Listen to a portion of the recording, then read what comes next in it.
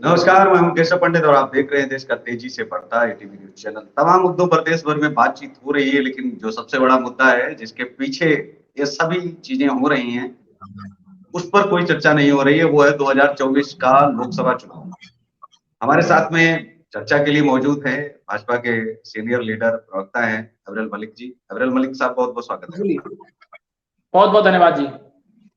कौन सा मिशन है, इस बारे में भी आप बताएं। और दूसरी जो है चर्चा, जिसको लेकर के जिस तरीके से आपने जो बैटिंग जो की है, पंजाब से लेकर के और उत्तर प्रदेश तक जिस तरह से बजाया है, उम्मीद लग रही थी कि पिच पर इस तरीके से आपको लगातार बॉलिंग मिलती जाएगी और आप धड़ाधड़ जो है जो सिक्स पे सिक्स जो है आप लगाते चले जाएंगे।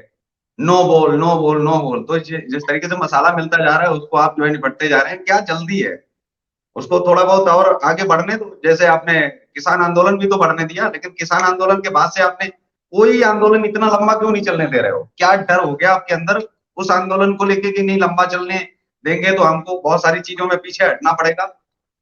जी, क्या डर हुआ आपके अंदर? देखिए, लोकतंत्र में आंदोलन कोई भी कर सकता है और लोकतंत्र में अपनी बात रखने का हर व्यक्ति को पूर्णतः अधिकार होता है। और जहां तक बात है माननीय नरेंद्र मोदी जी की सरकार की और जहां तक बात है भारतीय जनता पार्टी की सरकार की, तो मैं स्पष्ट कर देता हूं कि जिस प्रकार से माननीय नरेंद्र मोदी जी के द्वारा गरीब, पीड़ित, शोषित, वंचित के लिए कार्य किया जा रहा है, इसीलिए माननीय नरेंद्र मोदी जी नहीं डरते हैं। वो नहीं डरते हैं विपक्ष की इन छोटी और ओछी राजनीति से, और जिस प्रकार से विपक्ष कार्य कर रहा है उससे माननीय नरेंद्र मोदी जी नहीं डरते हैं और ना ही डरने वाले हैं। विपक्ष को जो बोलना है बोलता रहे, चाहे अरविंद केजरीवाल या प्रियंका गांधी जंतर मंतर पर पहलवानों के अखाड़े में वहां पर जाएं। जिस प्रकार से उन्होंने ड्रामा चलाया है, ये विपक्ष का अखाड़ा है, ये विपक्ष जो ड्रामा चला रहा है वो ये करते रहे, इससे हमें कोई फर्क नहीं पड़ने वाला है।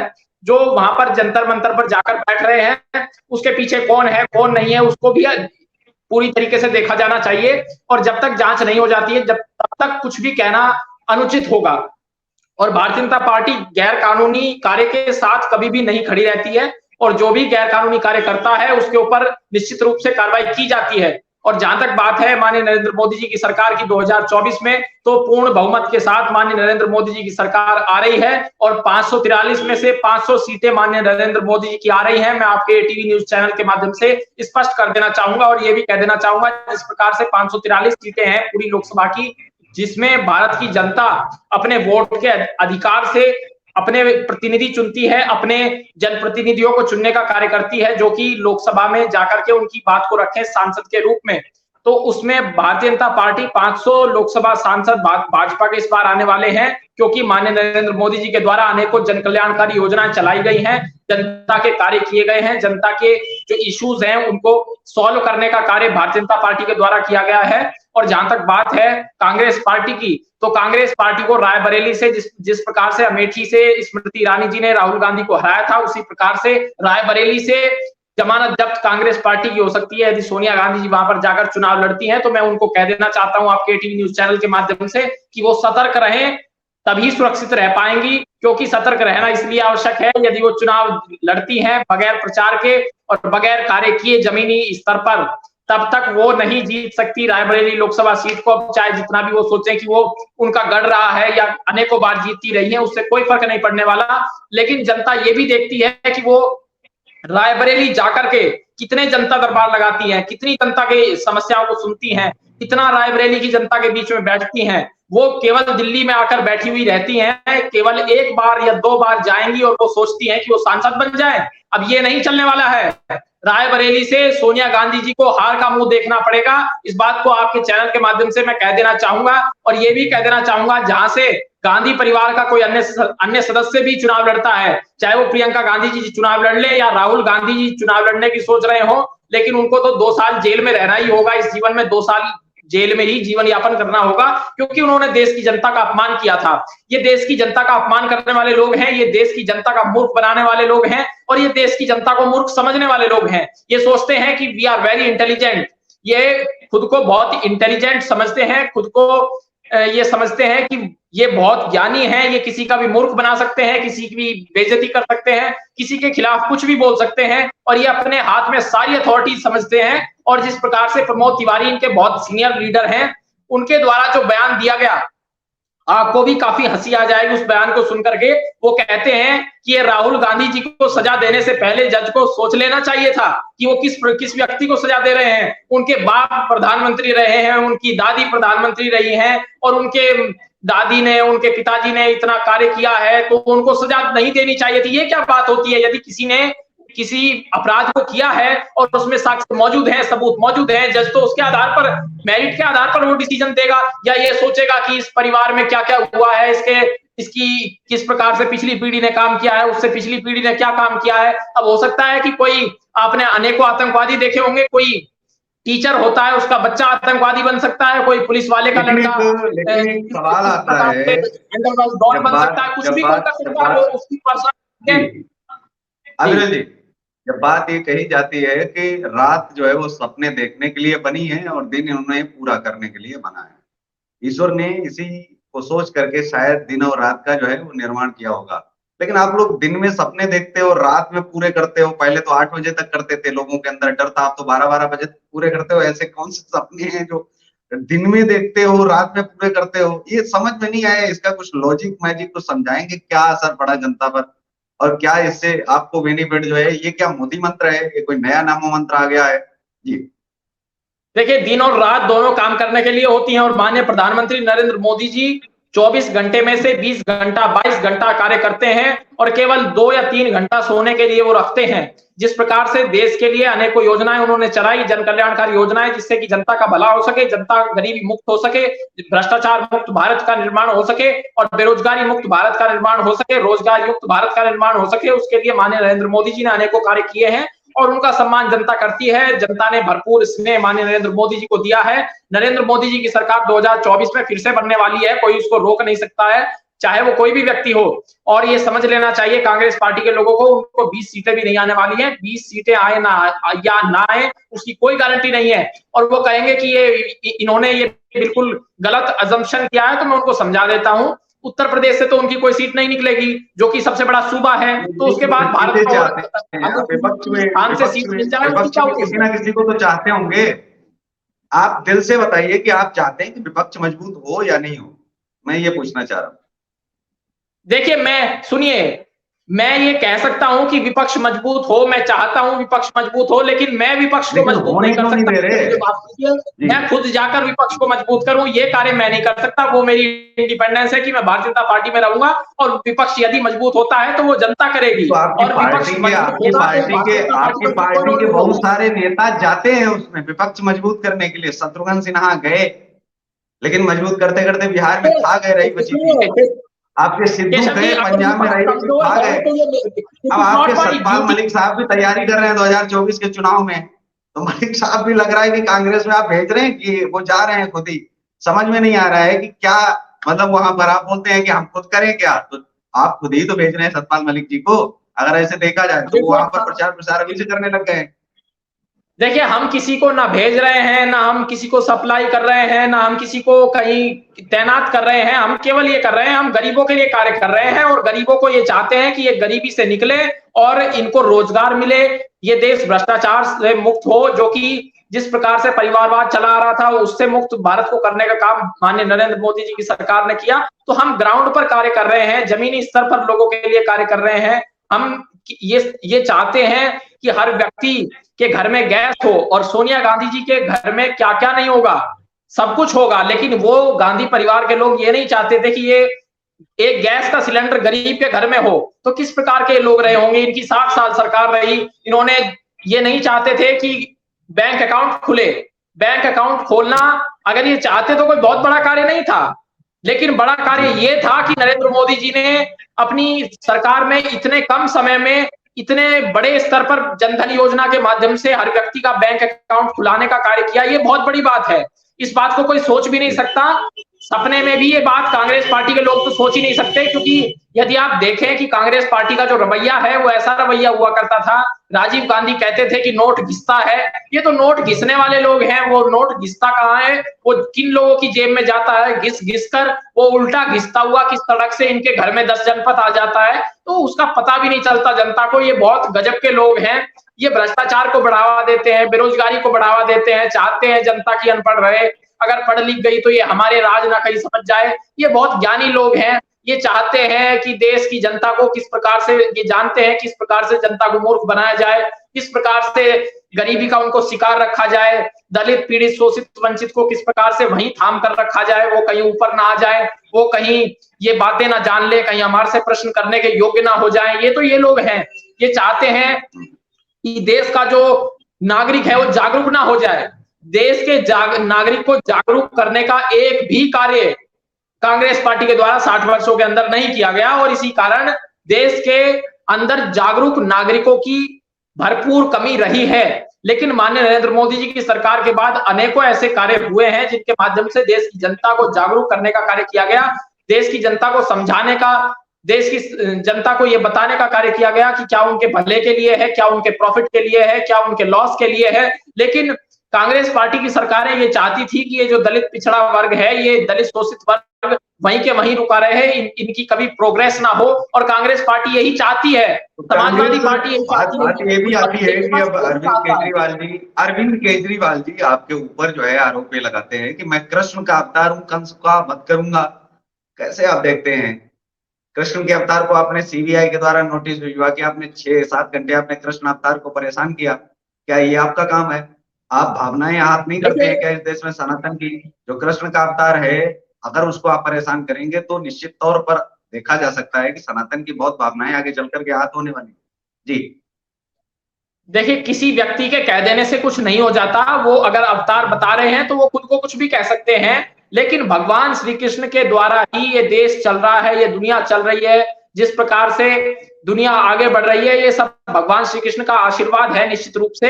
लेकिन कोई व्यक्ति ये नहीं कह सकता कि वो भगवान श्री कृष्ण है, इस प्रकार की बात देखिए हम नहीं कह सकते, इतने बड़े बोल हम नहीं बोल सकते। अरविंद केजरीवाल जी जो बोलना चाहे वो बोल सकते हैं, बोलने के लिए स्वतंत्र हैं। लेकिन मैं ये कहना चाहूंगा कि हम सब भगवान श्री कृष्ण के राह पर चलने वाले लोग हैं, उनके दिखाए हुए मार्गदर्शन पर चलने वाले लोग हैं। वो हमारे मार्गदर्शक हैं, वो हमारे भगवान हैं, उनके द्वारा सब कुछ, हम उनके बच्चे हैं, हम ये निश्चित रूप से उनके कहना बच्चे चाहेंगे। हैं, और मैं बिल्कुल। ये ये कहना एक चाहूंगा, शब्द बहुत बेहतर हो सकता था कि हम उनके बच्चे हैं, हम उनके रास्ते पर चल रहे हैं, या उनके अनुयायी हैं, उनके सिपाही हैं, कुछ भी कर सकते थे। लेकिन इस तरह की बिल्कुल जो भाषा है उससे सनातन भी तो आहत होता है कि आप अपने आप को अवतार घोषित करने लगे, फिर उन बाबाओं में, आश्रमों में बैठे हुए लोग जो ये काम कर रहे हैं और जो डाले जा रहे हैं, फिर उनमें और आप में अंतर क्या रहेगा? आप एक राजनेता है, राजनीति की भाषा भूल करके आप जो है देश को क्या बताना चाह रहे हैं, क्या दिखाना चाह रहे हैं कि नहीं जो आप हैं आप ही सही हैं और बाकी लोग सब गलत हैं।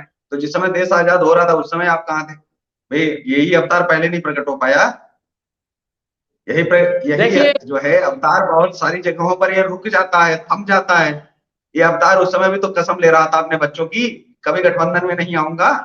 उसके बाद में 47 करोड़ का आप जो है 45 करोड़ का इसलिए बनाते हैं कि मुझे तो पीएम मोदी जी जैसा घर चाहिए, लेकिन दूसरे दिन जाकर के कहते हैं कि नहीं जी, हमारा मध्य प्रदेश वाला, हमारा कर्नाटक वाला अगर मुख्यमंत्री जो बनेगा वो घर नहीं लेगा। क्यों? फुटपाथ पर जो है अपना ऑफिस बना के बैठेगा। ये भी तो तय करना चाहिए कि आपको 45 करोड़ का चाहिए, लेकिन जो कर्नाटक वाला आपका बैठेगा वो वाला नहीं। तो ये क्या है? मतलब क्या परोसना चाह रहे हैं आप? 45 करोड़ का आपको क्या बनाने की आवश्यकता थी? उस पर भी चर्चाएं चली। देखिए, लेकिन मैं ये बिल्कुल समझना चाहता हूँ कि आप कहीं आप ये चाहते हैं कि आपके बराबर में कोई है ही नहीं क्या? मजबूत तो कम से कम उनको थोड़ा बहुत होने दो। आप लगातार जो है उनको कैच कर लेते हैं, आपको वो गाली तक दें, आप उसके नाम पर भी आप वोट ले लेते हो, आपको उस पर भी वोट मिल जाते हैं। गाली वो देते हैं, जी, मेहनत वो बिल्कुल। करते हैं और वोट आप ले जाते हैं। जी। देखिए, मैं आपको एक अरविंद केजरीवाल जी का इंटरव्यू सुनाना चाहूंगा, उसमें किस प्रकार से वो बात रख रहे हैं, आप सुनने का प्रयास कीजिए। लिस्ट निकाली थी देश के सबसे करप्ट पॉलिटिशियंस की। 2014 की जो लिस्ट है उसमें Kapil Sibal, A Raja, Mayawati, Mulayam Singh, P Chidambaram, Suresh Kalmadi, Jagan Reddy, Kamal Nath, Sharad Pawar, Nitin Gadkari, Sushil Kumar Shinde, Veerappa Moily, Mulayam Singh, Pawan Bansal, Naveen Jindal, Shripati Jaiswal, Anurag Thakur, Tarun Gogoi, Anu Tandon, Salman, Avtar Singh Bhadana, GK Vasan, S P Kumaraswamy, Amit Alagiri, Praful Patel, Ananth Kumar. ये लिस्ट आपकी। इनमें से ज्यादातर लोगों के साथ आजकल हम ऐसे खड़े होते हैं हाथ से हाथ मिला के। देश की मजबूरी है, बीजेपी को हटाना जरूरी है। देश की मजबूरी है, करप्ट लोगों के साथ अरविंद केजरीवाल खड़े। करप्ट लोगों के साथ, जैसा मैंने कहा कि इस वक्त देश की मजबूरी है, कुछ भी करो लेकिन मोदी और अमित शाह की जोड़ी को हराना जरूरी। तो आपने सुन लिया होगा कि किस प्रकार से वो कह रहे हैं कि मोदी जी और अमित शाह जी को हराना जरूरी है, चाहे करप्ट लोगों के साथ खड़े होना पड़े या भ्रष्टाचारियों के साथ हाथ मिलाना पड़े।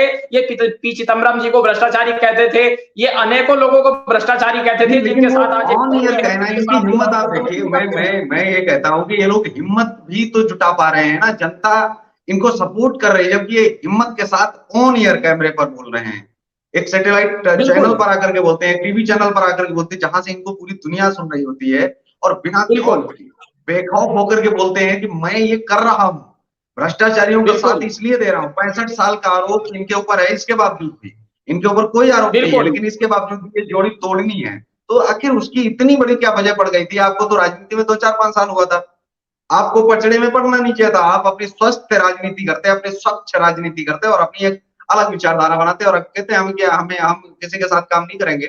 आम आदमी पार्टी का अपना वजूद है, हम किसी के साथ खड़े नहीं है जी। हमारे ऊपर जो भी एलिगेशन लगाए जा रहे हैं वो एक राजनीतिक प्रोपोगेंडा है, लेकिन हमने आज तक किसी से हाथ नहीं मिलाया। बच्चों की कसम खाई थी, उसको पूरा किया जी। देखिए, ये शरद पवार जी को एक भ्रष्टाचारी बताते थे। इनके द्वारा जो भ्रष्ट नेताओं की लिस्ट जारी की गई थी, उसमें शरद पवार को भ्रष्टाचारी बता रहे हैं, और जबकि ये शरद पवार जी के साथ मिल रहे हैं, बैठ रहे हैं, उनके साथ हाथ मिला रहे हैं, उनके साथ मंच साझा कर रहे हैं, उनके साथ मीटिंग कर रहे हैं, उनके साथ डिनर कर रहे हैं। लेकिन उसके बावजूद फिर ये टीवी चैनल पर आकर पत्रकारों के सामने कहते हैं कि मोदी और अमित शाह को हराना है तो भ्रष्टाचारियों के साथ जाना है, ये बहुत जरूरी है। उसको ये अपनी मजबूरी बता रहे हैं, उसको कहते हैं ये मेरी मजबूरी है, ये मैं करूंगा। क्या इस प्रकार का कोई व्यक्ति क्या मिशन है लास्ट में? जी जी जी, क्योंकि जिन बाकियों के साथ में हम चले थे, हम वहीं पर फिर आएंगे। 2024 का क्या मिशन है जो आपका अंतिम है और जिसको लेकर के जनता बहुत बेसब्री से इंतजार कर रही है, जो आपका पहला मिशन भी था, और शायद मुझे लग रहा है कि अंतिम तो नहीं बोला जा सकता, जिस तरीके से आप अपनी गेम पे गेम, नंबर पे नंबर बनाए जा रहे हैं, कमाने में लगे हुए हैं सारी चीजें। लोग पैसे कमा रहे हैं, कोई कुछ कमा रहा है, आप जो है देश में वो कमा रहे हैं जो आने वाले समय में इतिहास बन जाएगा।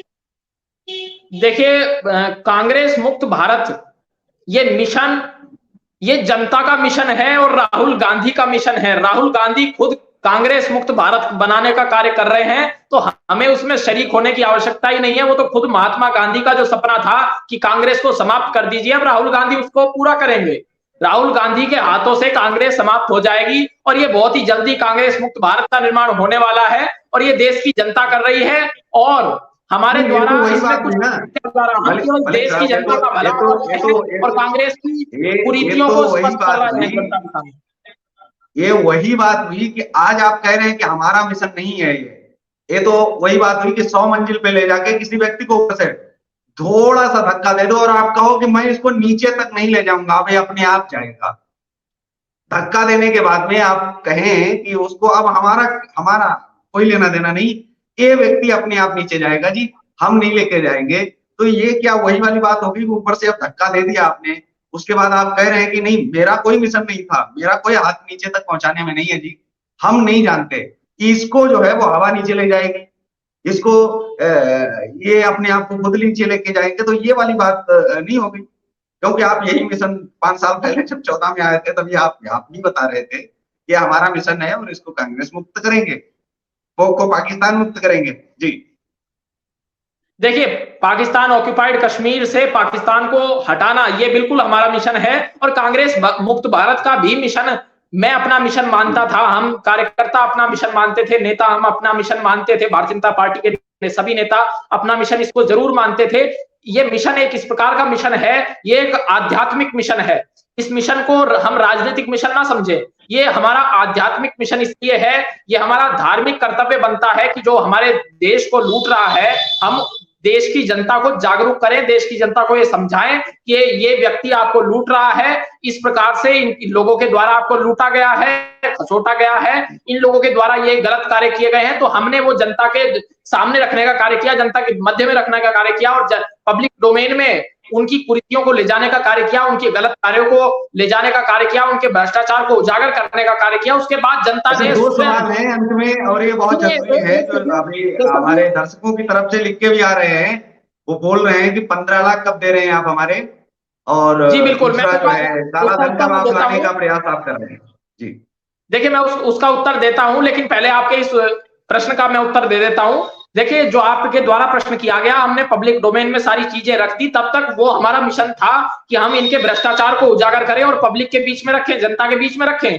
अब उसके बाद वो मिशन जनता का मिशन बन गया और जनता इन लोगों के पीछे पड़ गई कि राहुल गांधी को भी अमेठी से हरा दिया और इस बार सोनिया गांधी को भी हराकर वहां से रायबरेली से की जमानत जब्त कराकर भेजेंगे। अब वो जनता का मिशन बन गया। अब जनता इनको हराने वाली है, जनता इनको छोड़ने वाली नहीं है। इनको जनता एक प्रकार से हराएगी और कांग्रेस मुक्त भारत का निर्माण करेगी और बाकी रही सही कसर राहुल गांधी पूरा कर ही रहे हैं, तो हमको कोई टेंशन लेने की आवश्यकता नहीं है। राहुल गांधी इस प्रकार के कार्य कर रहे हैं कि कांग्रेस अपने आप समाप्त हो जाने वाली है। जनता समझ चुकी है कि ये किस प्रकार के लोग हैं, ये भ्रष्टाचारी हैं, ये इस प्रकार के लोग हैं कि देश को लूटना चाहते हैं, देश के खिलाफ कार्य कर रहे हैं। इस प्रकार के लोगों के ऊपर कतई भी विश्वास नहीं किया जाना चाहिए और कम से कम मैं तो इन लोगों के ऊपर विश्वास नहीं करने वाला हूं। देश की जनता विश्वास इनके ऊपर नहीं करने वाली है और देश की जनता जब इन्हें वोट नहीं देगी तो क्या ये पाकिस्तान से वोट लेकर आएंगे? ये चाहते हैं अरविंद केजरीवाल जैसे लोग कि पाकिस्तान में हमारी खबर छप रही है, हम इस प्रकार की बात कह रहे हैं, तो वो वहां कहते थे न्यूयॉर्क टाइम्स में, इसमें उसमें इनकी खबरें छप गई विदेश में, तो ये विदेश में चुनाव लड़ेंगे क्या? ये चुनाव जाकर अमेरिका में लड़कर आएंगे? ये विदेश के अखबारों में खबर छपवाने को बड़ी बात बताते हैं अरविंद केजरीवाल जैसे लोग। अब ये जाकर टोक्यो में चुनाव लड़ ले, ये जाकर वाशिंगटन डीसी में चले जाएं, वहां जाकर चुनाव लड़े अमेरिका में, ये जो बाइडेन के सामने कैंडिडेट हो जाए, हमको क्या लेना देना उससे। लेकिन यहाँ की जो खबर है वो यहाँ के अखबार बताते हैं। अब उसमें ये कहते हैं कि ये विदेश की खबर छप रही है, विदेश ये बहुत बड़ा अखबार है, इनके द्वारा मनीष सिसोदिया की खबर छाप दी गई। अरे हमें तो यहाँ के अखबारों से लेना देना है, हमें भारत की समस्याओं से लेना देना है। मैं आपके टीवी चैनल के माध्यम से अरविंद केजरीवाल से पूछना चाहता हूं कि आप दिल्ली की राजनीति करते हैं, दिल्ली के इश्यूज पर बात करते हैं जो दिल्ली के इशू हैं, या फिर आप इंटरनेशनल पॉलिटिक्स करते हैं? ये पहला ऐसा महामानव इस देश में होगा या दुनिया में होगा जो कि इंटरनेशनल पॉलिटिक्स करता हो, जो पूरे जहां से जीतता हो पूरे विश्व में राजनीति करना चाहता हो। नहीं, लेकिन क्या क्या अरविंद केजरीवाल जी अंतर्राष्ट्रीय राजनीति नहीं कर सकते? ऐसा तो कहीं किसी संविधान में नहीं लिखा है, तो उनको किया भी जाना चाहिए। शायद वो भी हाउडी मोदी की तरह जो है वो हाउडी अरविंद केजरीवाल जो है बाहर करवाना चाह रहे हो जापान वगैरह में जो है, देखिए वहां पर मैं आपको स्पष्ट कर देता हूं, जो आपने माने नरेंद्र मोदी जी की बात की है, तो अंतरराष्ट्रीय स्तर पर उनको स्वीकारा जाता है, वो उनकी छवि स्वीकारने योग्य है। और वो कोई एक खबर को छपवाकर किसी अखबार में ये नहीं कह रहे हैं कि इस अखबार में मेरी खबर छप गई। वो एक इंटरनेशनल लेवल पर प्रोग्राम आयोजित हुआ है जिसमें दुनिया भर के लोगों ने प्रशंसा की है और अरविंद केजरीवाल तो ये चाहते हैं कि वो पूरी दुनिया के एक प्रकार से वो यूनाइटेड नेशन के लेवल पर काम करना चाहते हैं, तो वो करें। 15 लाख दे रहे हैं और जो काला धन जिस पर सरकार आई थी वो वापस करवा रहा है, काला धन वापस करवा रहा है। जी अविरल जी, काला धन वापस कब आ रहा है? काला धन जो है वापस कब आएगा, जिसको लेकर के सरकार दो बार आपने बना ली है? काला धन था या मतलब वैसे ही 15 लाख मिलेगा वो वाला जुमला था? मैं ये समझना चाहता हूँ। अब मैं आता हूँ, अब सुनिए, देखिए जो आपने काला धन की बात की है, तो मैं काला धन का 1 सेकंड में उत्तर दे रहा हूँ। पहले मैं ये कहना चाहूंगा कि ये अरविंद केजरीवाल जो अंतरराष्ट्रीय स्तर की बात कर रहे हैं तो ये छोड़ दें, और ये दिल्ली में 2025 में विधानसभा चुनाव में जनता इनको अकल सिखा देगी। इनके विधानसभा चुनाव बहुत निकट आ रहे हैं, इनका एक भी विधायक नहीं जीतेगा। नई दिल्ली सीट जहां से ये चुनाव लड़ते हैं, जीतने की सोचते हैं, उस क्षेत्र से वहां से ये भी विधायक का चुनाव हारेंगे, उसके बाद घर बैठ जाएंगे, इनको अकल आ जाएगी। आम आदमी इतने करोड़ों के महल में रह रहा है, इनके 6 महल से निकलते हैं, तो इतने करोड़ों के महल में ये आम आदमी नहीं रह सकता, ये कोई लुटेरा और चोर आदमी रह सकता है। काला धन की बात कर रहा हूँ कि आप काला धन कब लाएंगे? आप चले जाते हैं काला धन पर, आप आइए ना। मैं कहता हूँ काला धन कब आएगा? इतने साल गुजर गए, 14 से 24 हो गए, 10 सालों में काला धन इतनी दूर है क्या? सारे देशों में तो मोदी जी घूम के चले आ गए। देखिए आप जहां पर भी बैठे हैं उसके बहुत निकट है काला धन। काला धन बहुत निकट है, मेरे से भी 50 किलोमीटर की दूरी पर भी नहीं होगा काला धन।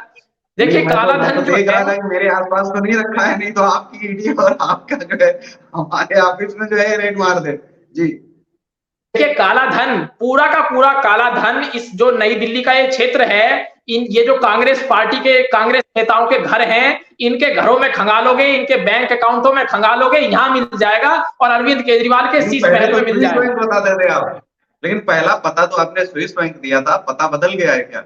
जी नहीं, वो पता हमने नहीं बदला, लुटेरों ने अपना पता बदल लिया है। इनको शक था कहीं ये जो स्विस बैंक की बात है वहां से ये निकाल लाए हो, हमको तो ये मालूम नहीं है।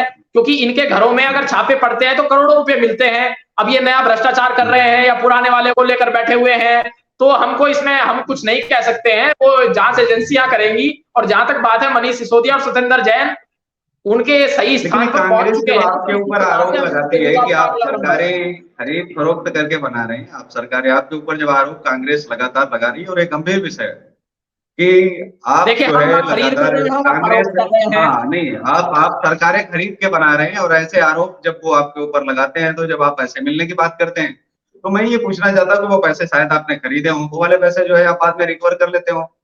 कहानी एक सुनिए, बताता हूँ आपको, एक राजा थे, तो वो एक तरफ देते थे, दूसरी तरफ से ले लेते थे। तो ये भी जो काल चक्र जो आपके ऊपर बराबर लगातार कांग्रेस आपके ऊपर दोहरा रही है कि एक बार तो देते हैं, लेकिन थोड़ी दूर जाके रास्ते में हम ही को लूट लेते हैं। जी। देखिए, जो आपने काल चक्र की बात कही, जो आपने चक्र की बात कही, तो ये चक्र का मैं बता देता हूं। अगर आपके पास कोई प्रूफ हो कि भारतीय जनता पार्टी ने पैसे विधायकों नहीं, को ये दे मेरा करके सवाल नहीं या है, सरकार तोड़ करके मुझे चुनाव नहीं ऐसा लड़ना है, ना तो सरकार मैं बनाइए, विपक्ष तो में आप बैठा मुझे हूँ, अगर दीजिए, आप मैं मुझे उसके ऐसा बाद कुछ बताऊंगा। समझते हैं। हाँ, मेरा सवाल नहीं है, ये सवाल मैं कांग्रेस का जो बार बार वो दोहराते हैं, मैं कांग्रेस का सवाल जो है आपसे कर रहा हूँ कि उनका आरोप हमेशा ये रहता है आपके ऊपर कि आप खरीद फरोख्त करते हैं, आप फंसाते हैं, आप ईडी आपके आपके अंडर में है, लेकिन वहीं आपके जो है जो सबसे टॉप के ऑफिसर्स हैं, और वो आज जो है पकड़ लेते हैं आपके एक भाजपा के नेता को ही, उत्तर प्रदेश के अंदर एक बड़े नेता को, एफआईआर भी वहां दूसरी तरफ हो जाती है। तो बहुत सारी चीजें चल रही है, तो बिना भेदभाव के भी अगर एक तरफ देखें, तो योगी सरकार जो है दावा जो कर रही है, उसमें कहीं ना कहीं अपने आप को जो है दिखा भी रही है। लेकिन वही अन्य राज्यों में वैसी वाली स्थिति ना तो है और ना दिख पा रही है। लेकिन कांग्रेस केवल आपको दुश्मन क्यों समझती है, जबकि कांग्रेस जहां जहां डूबी है वहां आम आदमी पार्टी उभर के आई है। चाहे पंजाब हो, या फिर कांग्रेस का गढ़, चाहे वो आप बात करें आम आदमी का, जहां से राष्ट्रीय पार्टी ये बनी है, और जहां से डूबने की शुरुआत हुई है गुजरात, वहां भी जाकर के आम आदमी पार्टी ने जो है कांग्रेस पर ही हाथ सफाया किया है, हाथ पर ही झाड़ू लगाई। देखिए, सुनिए, देखिए, आम आदमी आज के समय में ऐसा टैग बन चुका है। जो आम आदमी हुआ करता था, वो कहा करता था कि हम आम आदमी हैं। लेकिन आज के समय में कोई भी आपको कॉमन पीपल, जो कॉमन पर्सन है, उस जो सामान्य नागरिक है, वो खुद को सामान्य नागरिक कहेगा, लेकिन ये नहीं कहेगा कि वो आम आदमी है। आज के समय में लोग खुद को आम आदमी कहने से डरने लगे हैं, और इसलिए डरने लगे हैं क्योंकि आम आदमी ही लुटेरा आदमी है। अगर वो आम आदमी कहता है तो सामने वाला समझ जाएगा ये लुटेरा आदमी है और ये आम आदमी पार्टी का व्यक्ति है। तो आज के समय में आम आदमी पार्टी से लोग डरने लगे हैं, आम आदमी कहने से डरने लगे हैं, और ऐसा खौफ बन चुका है। आम आदमी पार्टी का नेता जहां जाता है, वहां से लोग बचकर भागने लगे हैं। जो ईमानदार लोग हैं और जो भ्रष्टाचारी लोग हैं, वो तो आम आदमी पार्टी के निकट लगते ही हैं, वो आम आदमी पार्टी के पास जा ही रहे हैं। और भ्रष्टाचारियों की ही पार्टी आम आदमी पार्टी है। ये खुद को ढकोसलेबाजी के तहत ये आम आदमी खुद को कहते हैं, जबकि आम आदमी नहीं, ये खास आदमी है। क्या वो खास आदमी नहीं होगा जो करोड़ों की संपत्ति लेकर बैठा होगा और जो करोड़ों के शीश महल में रह रहा होगा? क्या वो खास आदमी नहीं होगा? और अरविंद केजरीवाल कहा करते थे सवाल करोड़ों है कि आपको राहुल गांधी से, गांधी सरनेम से आखिर आपको क्या समस्या है? डर है आपको कि नहीं उनका नाम नहीं लिया जाएगा तो बीजेपी आगे नहीं बढ़ सकती, या फिर उनको क्यों इतना आप सीरियस ले रहे हैं, जब अगर वो सीरियस लेने के लायक ही नहीं है?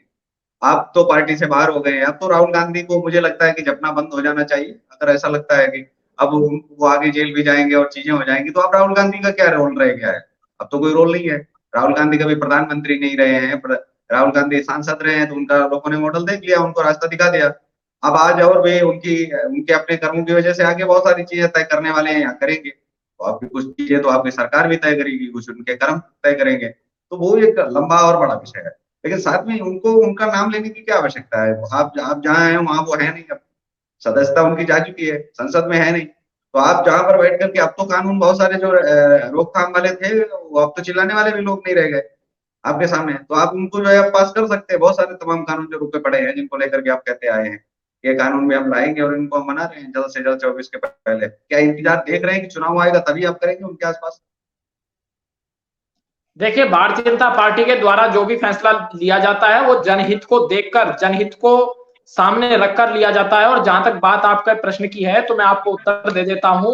ये आम आदमी पार्टी वाले लोग देश को लूटना चाहते हैं। ये आम आदमी पार्टी के लोग देश को लूट करके अपना धन को विदेशों में ले जाना चाहते हैं, अपनी जनता के पैसे को, जनता की खून पसीने की कमाई को, जनता के टैक्स को अपनी तिजोरी में भरकर रखना चाहते हैं, तो इन लोगों को मैं स्पष्ट कह देना चाहूंगा कि इस प्रकार के लोगों को जनता अब स्वीकार नहीं करने वाली है। इस प्रकार के लोगों के खिलाफ जनता अब कार्य करेगी और जनता वोट देकर इनको सबक सिखाएगी। और जो इनका विधानसभा चुनाव होगा, दिल्ली विधानसभा चुनाव, उसमें नतीजे सामने आ जाएंगे। इनको मालूम पड़ जाएगा किस प्रकार से इनको हार का मुंह देखना पड़ेगा।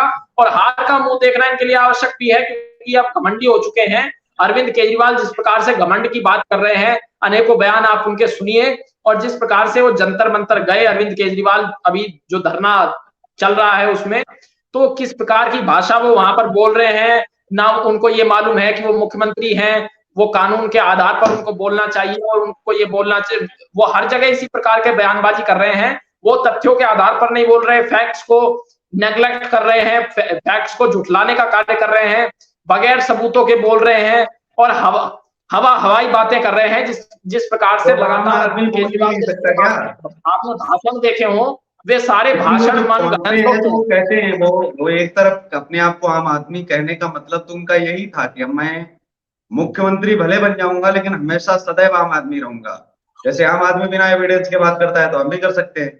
तो वो आम आदमी का पन जो उनके अंदर है वो तो झलक रहा है ना। फिर आम आदमी का मतलब क्या रह जाता है अगर वो आम आदमी जैसी बात नहीं करते, अगर वो मुख्यमंत्री की या सरकार हो जैसा अपने अंदर जो है स्टैंड रखते, तो फिर क्या उनमें आम आदमी झलकता क्या? वो तो आपको तो खुश होना चाहिए कि आम आदमी जैसे बर्ताव कर रहे हैं कम से कम वर्तमान में। जी केशव जी, आम आदमी जैसा बर्ताव तब होता है, वो बर्ताव वो बिल्कुल नहीं कर रहे हैं।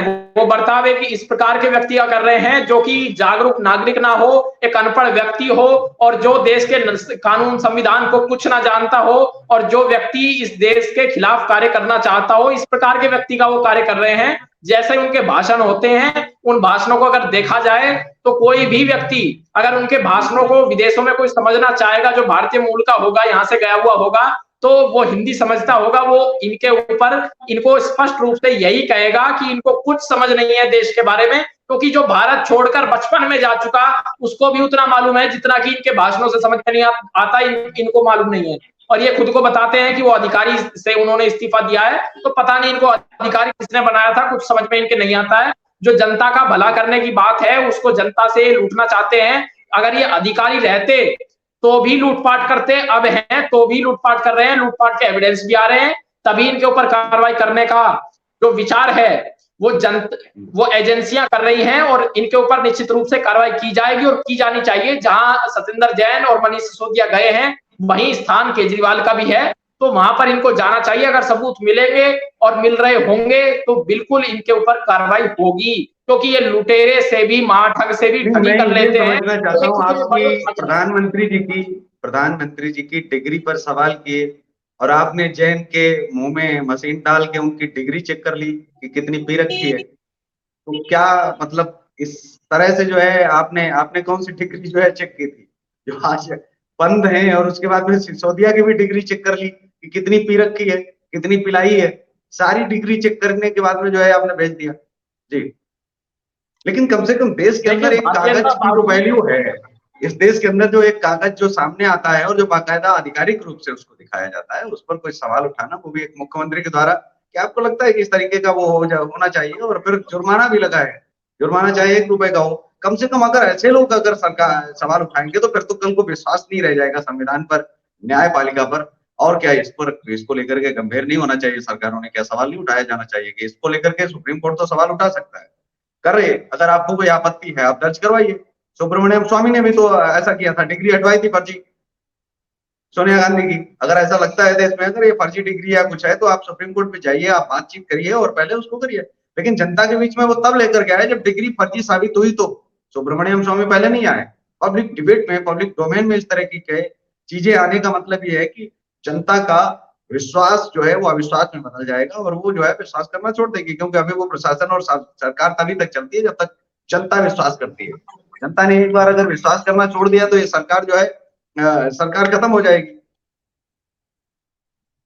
बिल्कुल, निश्चित रूप से इनकी सरकार जाने भी वाली है, इसलिए ये अनर्गल बात कर रहे हैं, अनर्गल बयानबाजी कर रहे हैं। और जहां तक बात है कानून की, तो कानून में कोर्ट में जाने का जहां तक सवाल है, इनको कोर्ट की कुछ बात समझ में नहीं आती है, और मुझे ऐसा लगता है कि ये संविधान को भी नहीं मानते हैं जो बाबा साहब भीमराव अंबेडकर जी के द्वारा निर्मित है। ये शायद कुछ अपना ही कोई संविधान वगैरह बना रहे हैं, जिस प्रकार से चलते हैं, जो इनके द्वारा बात की जा रही है, इनके द्वारा बिल्कुल ऐसी बात की जा रही है जो कि बिना फैक्ट्स के हैं, बिना एविडेंसेस के हैं, बिना साक्ष्यों के हैं। ये ऐसी बात कर रहे हैं जैसी कि कोई व्यक्ति जो जंगलों में रहता होगा, कोई उस प्रकार का प्राणी भी ऐसी बात नहीं करेगा जिस प्रकार से फर्जी डिग्री माननीय नरेंद्र मोदी जी की बता रहे हैं। तो इनको कुछ समझ में नहीं आ तो रहा आप है एक तरफ जो इनके द्वारा कहा जा रहा है। आपकी पार्टी के नेता एक तरफ जहाँ हिंदू राष्ट्र की बात कर रहे हैं, वहीं तरफ ये भगवान कृष्ण का कुछ ना कुछ बता ही रहे हैं। तो बात ये आती है कि दूसरी तरफ अपना संविधान आप बता ही रहे हैं, दावा कर ही रहे हैं कि लिख रहे हूँ। तो ऐसा तो नहीं है कि अलग राष्ट्र बनाने की तैयारी में आप राम राज्य ला रहे हो और ये कृष्ण राज्य को लेकर के जो है आपका ये जो सनातन वाला जो टॉपिक है ये आपसे छीन लिया जाए। जी, वो ये सब नहीं करेंगे। वो खालिस्तान को बनाने की बात जरूर कर सकते हैं, क्योंकि कुमार विश्वास जी के द्वारा जो स्टेटमेंट दिया गया था वो यही दिया गया था कि ये खालिस्तानी लोगों से सपोर्ट ले रहे हैं। तो हो सकता है कुछ ऐसा विचार कर रहे हो, मैं नहीं कह रहा हूं, ये कुमार विश्वास जी के द्वारा कहा गया था और उनके पास कोई सबूत होंगे, तथ्य होंगे, तभी उन्होंने बयान दिया था। वो बहुत जिम्मेदार व्यक्ति हैं, बहुत अच्छे और माने हुए जनता के द्वारा कवि हैं, तो उनका हम सम्मान करते हैं। और जहां तक अरविंद केजरीवाल जी की बात है, तो अरविंद केजरीवाल जी की बातों को कोई सीरियसली नहीं ले रहा है और जनता भी इनको सीरियसली नहीं ले रही है। ये भी दूसरे राहुल गांधी बन चुके हैं, ये राहुल गांधी की श्रेणी में ही हैं, तो इसीलिए उसी कैटेगरी के व्यक्ति को कोई सीरियसली नहीं लेगा। जो ये स्टेटमेंट दे रहे हैं कि फर्जी डिग्री है, तो ये खुद को पढ़ा लिखा भी बताते हैं और सबसे पढ़ा लिखा व्यक्ति बताते हैं इनकी पार्टी के लोग इनको। तो मैं अरविंद केजरीवाल जी आपसे एटीवी न्यूज चैनल के माध्यम से ये पूछना चाहूंगा कि क्या नरेंद्र मोदी जी की डिग्री आप ऑनलाइन डाउनलोड नहीं कर सकते? मैं कर सकता हूं उस कार्य को, तो क्या ये नहीं कर सकते? या तो फिर ये पढ़े लिखे नहीं है।